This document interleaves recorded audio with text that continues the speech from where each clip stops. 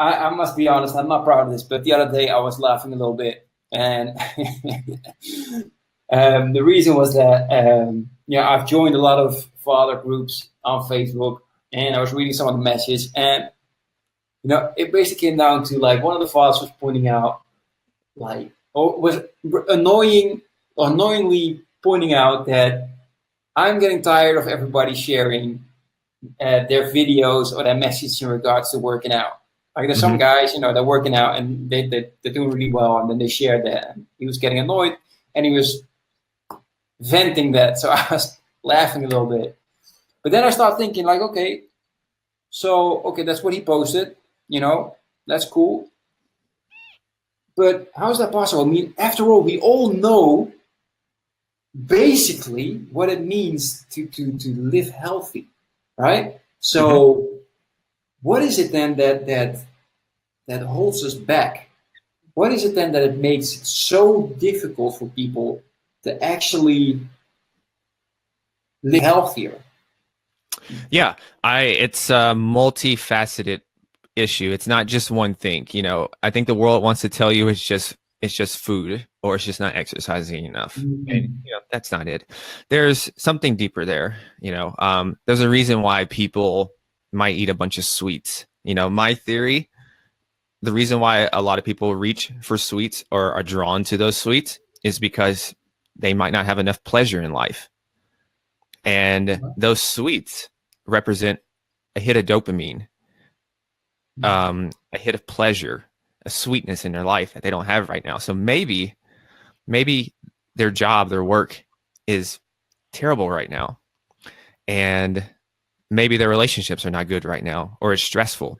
And they just need something to escape for a temporary moment. And that's what those sweets represent. Unfortunately, that's not getting them to the root cause of the issue. And so that's what we do a lot in this world is we don't do a lot of the deep work to really investigate our core problems. And so we stay shallow and we reach for a quick solution, and we don't have the long term in mind. So unfortunately, like when I think of a lot of times with my family and I notice some of their behaviors, they're making decisions based on the present moment right now. They're not considering next month, 6 months from now, what are the consequences of this? So, one of the things that people can easily do right now to fix that is, I think I heard it from Ray Dalio, and it's to think about the consequences and think about like 3 to 5 consequences of it. So an easy example for someone who hates exercising is the first consequence of exercising, there's going to be some pain involved. You might be a little sore. But if you go down the list and you think about the third, the fifth consequence, you're going to have a better heart, some better lungs, some more energy, better mood. But you have to think about all those consequences down the road and not just get so caught up in the present moment. So if I understand you correctly, because I'm guilty of this, right? I'm not gonna Mm-hmm.